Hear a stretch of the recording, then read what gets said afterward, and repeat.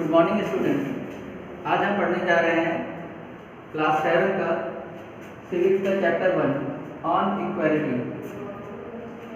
पहला इसका टॉपिक है, आप ये समझ लीजिए कि why India need democracy. India को एक डेमोक्रेसी कंट्री बनने की क्या ज़रूरत है। जैसा कि आप जानते हैं कि इंडिया में एक बहुत ज़्यादा डाइवर्सिटी है। यहाँ पे कास्ट के बेस पे है डाइवर्सिटी, रिलीजन के बेस पे है, कल्चर के बेस पे है। तो सबके हितों का ध्यान रखने के लिए इंडिया को एक डेमोक्रेटिक कंट्री बनाना आवश्यक है या जरूरी है। डेमोक्रेटिक कंट्री का मतलब होता है कि इसमें सभी लोगों के हितों का ध्यान रखा जाए, यानी सबके साथ इक्वल ट्रीट किया जाए। और जो गवर्नमेंट बनती है, जो सरकार बनेगी, उसमें सभी की भागीदारी या सभी की हिस्सेदारी होना आवश्यक है। इसी को ही हम लोग डेमोक्रेटिक कंट्री बोलते हैं। इसी बात को आपके बुक में एक स्टोरी के थ्रू समझाया गया है, जिसमें एक काम करने वाली बाई है जो वो वोट डालने जाती है, तो वो अपने मालकिन के साथ ही वोट डालने जाती है। यानी इस स्टोरी से ये शो किया जाता है कि सरकार बनाने में गरीब से गरीब आदमी या ऊंचे से ऊंचे आदमी सबकी भागीदारी जरूरी होती है, आवश्यक होती है। और अगला टॉपिक है आपका जैसे यूनिवर्सल एडेड फ्रेंचाइजी। इसमें होता क्या है कि जो भी कंट्री डेमोक्रेटिक कंट्री होती है वो इस यूनिवर्सल एडेड फ्रेंचाइजी को फॉलो करते हैं। इसमें जो 18 ईयर से अबव होते हैं वो लोग सरकार को चुनते हैं या वो लोग वोट करके सरकार को बनाते हैं। इसी सिस्टम को हम लोग यूनिवर्सल एडेड फ्रेंचाइजी बोलते हैं। यानी आप ये देख रहे हैं कि जो डेमोक्रेसी है वो हमें क्या दे रहा है, इक्वालिटी दे रहा है। एक अमीर आदमी या एक गरीब आदमी, चाहे उसका जो भी इकोनॉमिक स्टेटस हो, सबका एक वोट होता है। ऐसा नहीं है कि जो अमीर आदमी है तो उसका एक से ज़्यादा वोट है, या गरीब आदमी है तो उसका एक वोट है, या कोई एजुकेटेड है तो उसका एक से ज़्यादा वोट है, या जो इलिटरेट है, अनपढ़ है, तो उसका वोट की वैल्यू कम है। ऐसा नहीं है।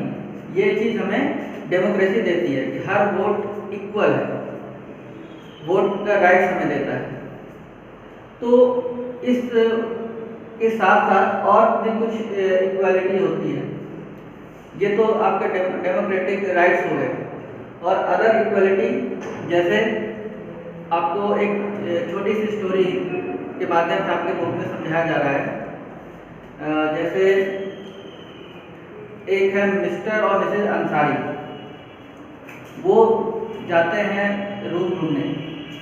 तो वो हिंदुओं की बस्ती में जाते हैं और वो अपना जैसे ही अपना वो नाम बताते हैं तो लोग उनको रूम नहीं देते, कमरा नहीं देते। क्यों? क्योंकि उनको लगता है कि ये मुस्लिम है तो ये शायद नॉनवेज खाएंगे। तो इसकी वजह से वो क्या करते हैं, वो उनको रूम नहीं देते हैं। फिर अंत में वो क्या करते हैं, जब परेशान हो जाते हैं, फ्रस्ट्रेट होके वो क्या करते हैं, अपना गलत नाम बता के वो रूम को रेंट पे ले लेते हैं। दूसरी स्टोरी आपकी है ओम प्रकाश वाल्मीकि की, जिन्होंने एक बहुत ही फेमस बुक लिखा था जूठन। उसमें उन्होंने अपने बचपन के बारे में बताया था कि जब वो स्कूल जब पढ़ने जाते थे तो उनके साथ उनके स्कूल के हेडमास्टर कितना इल ट्रीट करते थे, बहुत बुरा व्यवहार करते थे। वो उनको क्लास के अंदर और बच्चों के साथ नहीं पढ़ने देते थे, वो उनको उनके क्लास के बाहर बैठा के पढ़ाते थे। उनसे क्लीनिंग का काम कराते थे, उनसे झाड़ू स्वीपिंग का काम कराते थे। और जब एक दिन उनके फादर, उनके पिता ये देख लेते उनके स्कूल में कि मेरा बच्चा जो है वो स्कूल में स्वीपिंग का काम कर रहा है, साफ सफाई का काम कर रहा है, तो वो क्या करते हैं, अपने बच्चों को स्कूल से निकाल लेते हैं।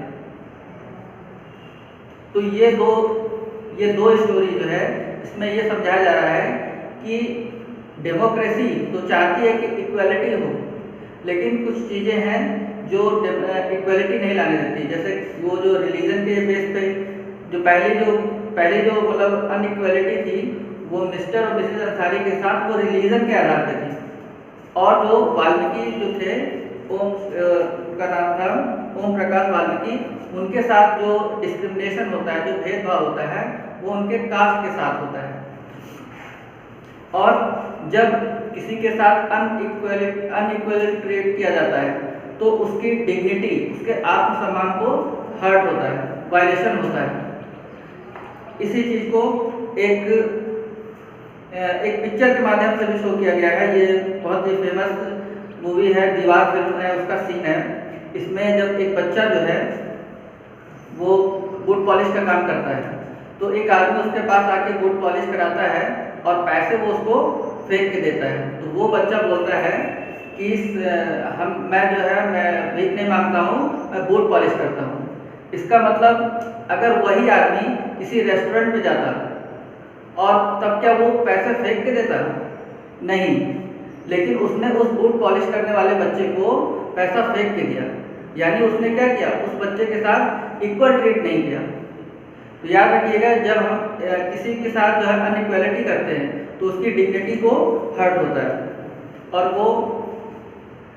वो हमारी इस तरह की चीज़ें जो होती हैं वो हमारे सोसाइटी के लिए अच्छी बात नहीं है। अगला टॉपिक जो है आपका कॉन्स्टिट्यूशन। जो हमारा जो कॉन्स्टिट्यूशन है वो सबके साथ इक्वल ट्रीट करता है। जैसे सरकार जो है कोई भी स्कीम बनाती है, कोई भी योजनाएं बनाती है तो वो किसी के साथ भेदभाव नहीं करती है। फॉर एग्जांपल, जैसे आप लोगों ने देखा होगा कि कई सारे गवर्नमेंट स्कूल में मिड डे मील स्कीम चल रही है। तो मिड डे मील स्कीम जो है उसमें किसी बच्चे के साथ डिस्क्रिमिनेशन नहीं किया जाता है कि नहीं ये केवल लो कास्ट के बच्चों के लिए या हाई कास्ट के बच्चों के लिए। कोई भी उसका यूज़ कर सकता है, कोई भी उस चीज़ को, मतलब जो भी स्कूल में पढ़ने वाले बच्चे होंगे वो सबको मिड डे मील जो है मिलेगा। किसी के साथ जो है अनइक्वल ट्रीट नहीं किया जाता है।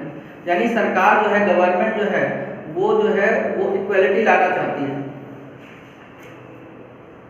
तो ये जो हमारी सोसाइटी में जो आप देख रहे हैं अनइक्वलिटी है, मतलब जो गवर्नमेंट है या जो हमारा जो सिस्टम है वो तो इक्वलिटी लाना चाह रहा है, लेकिन ऐसा हो नहीं पा रहा है।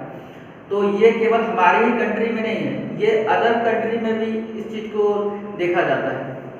जैसे इसका एग्जांपल आपको अमेरिका, जो एक बहुत ही सुपर पावर कंट्री है, तो वहाँ भी पहले टाइम में एक सिस्टम चलता था। जो अफ्रीकन लोग होते थे वहाँ पे, वो क्या करते थे, जो नेटिव अमेरिकन के गुलाम होते थे, स्लेव होते थे, उनको कोई राइट्स नहीं थे। तो उनको अपने राइट्स के लिए बहुत स्ट्रगल करना पड़ा, बहुत संघर्ष करना पड़ा, तब जाके अफ्रीकन लोगों को, जो नेटिव अमेरिकन लोग थे, उनके इक्वल समझा जाने लगा। दूसरा एग्जांपल आपको एक मिलेगा, जो रोज़ा पार्क्स नाम की जो लेडीज़ है, ये एक बस में सफ़र कर रही थी और वहाँ का नियम था कि अगर कोई भी अफ्रीकन है, अगर वो बस की सीट पे बैठा है, अगर वो अमेरिकन को देखेगा तो उसको अपनी सीट दे देनी पड़ेगी।